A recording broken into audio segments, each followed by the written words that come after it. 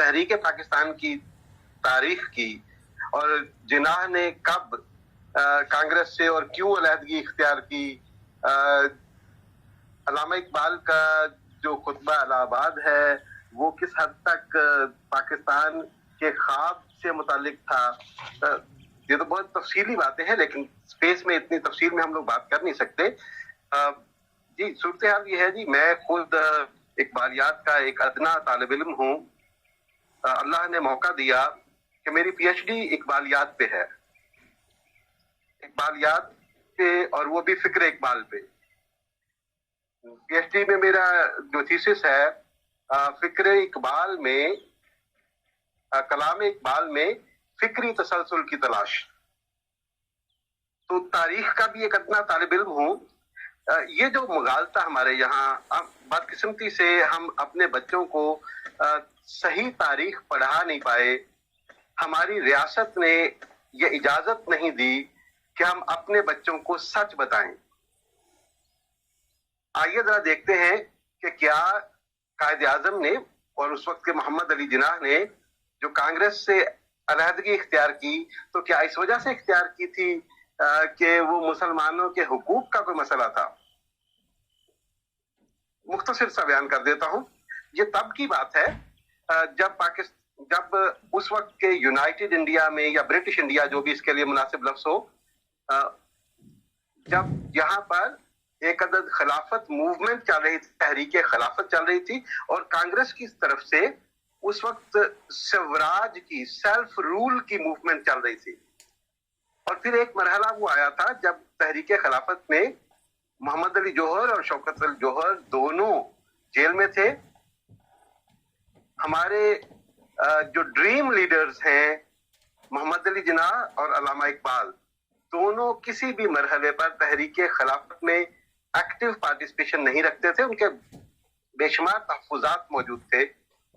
और एक मरहला वो आया जब, और ये बड़ी हैरानकुन चीज है, एक मरहला वो आया जब गांधी लीड कर रहे थे एक तरफ कांग्रेस की स्वराज यानी सेल्फ रूल की मूवमेंट को, और दूसरी तरफ खिलाफत मूवमेंट का मेन लीडर गांधी था। दोनों का अनडिस्प्यूटेड लीडर गांधी। और इसी दौरान फिर ये हुआ कि कुछ पुरतशद्दुद मुजाहिरे शुरू हुए, रेल की पटरियां उखाड़ी गईं, पुलिस स्टेशन पर हमले हुए। और फिर वो मरहला आया जब नागपुर में, और मैं बहुत स्पेसिफिक कह रहा हूं, कांग्रेस का सालाना इजलास था नागपुर में, और उस सालाना इजलास की सदारत कर रहे थे गांधी, और जिन्नाह भी वहां मौजूद थे। मैं सिर्फ ये पस मंजर बयान करने की कोशिश कर रहा हूं कि जिन्नाह अलग क्यों हुए कांग्रेस से। नागपुर के उस सालाना इजलास में पिंडाल में हाजिरीन की बड़ी तादाद मौजूद थी। जब मौका मिला जिन्नाह को बात करने के लिए, जिन्नाह माइक पे आए और उन्होंने एड्रेस किया। ये बहुत इंपॉर्टेंट है। उन्होंने एड्रेस किया, जो प्रिजाइड कर रहे थे गांधी, तो उन्होंने कहा, डियर मिस्टर गांधी, पिंडाल में शोर बर्पा हो गया से महात्मा गांधी। महात्मा आप समझते हैं, महात्मा का मतलब है महा आत्मा, द ग्रेट स्पिरिट, यानी स्पिरिचुअल लीडर। जिन्नाह एड्रेस कर रहे हैं डियर मिस्टर गांधी, और पिंडाल में शोर है से महात्मा गांधी।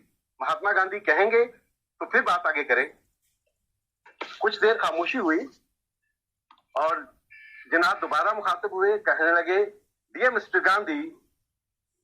पिंडाल ने कहा, ना, हम तो आगे बढ़ने ही नहीं देंगे। आप बात करेंगे तब जब आप कहेंगे महात्मा गांधी। तीसरी मर्तबा भी जब जिन्नाह को मौका मिला तो उन्होंने कहा, डियर मिस्टर गांधी, और ये उनकी जो तकारीर हैं जिन्नाह की पब्लिश हो चुकी हैं, हमने चेक कीजिए। उन्होंने कहा, dear Mister Gandhi, and make it clear, I am addressing to a political leader, not a spiritual leader. मैं एक सियासी लीडर से मुखातिब हूं, मैं गांधी कहूंगा। मैं किसी महा आत्मा को, किसी ग्रेट स्पिरिचुअल लीडर को मैं नहीं जानता। और उसी तकरीर के दो बड़े अहम निकात थे। एक, उस तकरीर में जिन्नाह ने कहा कि जो रास्ता आपने इख्तियार किया है, यानी सियासत में मजहब को लाने का, इट विल डिवाइड इंडिया। ये आप गलत कर रहे हो। आप सियासत में मजहब को लेके आए हो, आप गलत कर रहे हो। इंडिया यूनाइटेड नहीं रह सकेगा, ये डिवाइड हो जाएगा। और उसी में उन्होंने एक और बात भी की, जिस अंदाज में वो रेल की पटरियां उखाड़ी जा रही थी और पुलिस स्टेशन पे हमले हो रहे थे, तो जिन्ना का वो जुमला तो मुझे शायद पूरी जिंदगी ना भूले, जिसमें उन्होंने कहा कि make it clear, mine is the right way, constitutional way is the right way. उन्होंने कहा कि मेरा रास्ता सही रास्ता है, जो आइन का रास्ता है वो सही रास्ता है। और ये आइन वो था जो गैरों का बनाया हुआ था। जिन्ना फ्रीडम मूवमेंट को भी आइन से हटके, आइन की एक लफ्ज की खिलाफवर्जी किए बगैर आगे चलने के कायल थे। और ये आखिरी इजलास था जिसमें जिन्ना शामिल हुए थे। उसके बाद जिन्ना कांग्रेस से अलग हो गए और जो आखिरी तकरीर है उसके अंदर जहां उनके इख्तलाफ है वो बुनियादी तौर पे 3 चीजों पे। एक, पॉलिटिकल लीडर को रूहानी लीडर के तौर पे प्रेजेंट करना। दूसरा, पॉलिटिक्स के अंदर रिलीजन को लेके आना, जो कि कांग्रेस और गांधी कर रहे थे। और तीसरे, कि आइन से हट के जिद्दोजहद करना। Mine is the right way, constitutional way is the right way. तो ये मुख्तसर सा है कि जिन्ना कांग्रेस से अलग क्यों हुए। और जहां तक हजरत इकबाल का ताल्लुक है, मैं उनका बहुत अदना सा शागिर्द हूँ। कोशिश करता हूँ कि उनके खुतबात से, उनके कलाम से जिंदगी की राहें मुनव्वर कर सकूं। लेकिन मैं अंधी अकीदत के साथ आगे बढ़ नहीं सकता। 1930 का जो खुतबा है, उस जहां वो ये जिक्र करते हैं कि शुमाल मगरबी सरहदी इलाकों के और मुस्लिम अक्सरियती इलाकों के मैं देखता हूं कि आखिरकार इनका मुस्तकबिल कुछ और है। तो वहां उस पेशगोई के साथ, और वो पेशगोई है, डिमांड नहीं है, उस पेशगोई के साथ अजीब से 2 लफ्ज लिखे हुए हैं। एक है विद इन ब्रिटिश इंडिया और दूसरा है विदाउट ब्रिटिश इंडिया। तो वो जो पेशगोई है वो ब्रिटिश इंडिया के अंदर रहते हुए भी पूरी होने का इम्कान है और ब्रिटिश इंडिया से बाहर निकल कर भी पूरे होने के इम्कान की उसी खुतबे के अंदर ये दोनों इम्कानात का जिक्र है। तो ब्रिटिश इंडिया के अंदर रहते हुए तो पाकिस्तान नहीं है ना। हाँ, बाद में आप इसे कहिए कि पॉलिटिकल एवोल्यूशन हुआ, वो अलग मामला हैं, लेकिन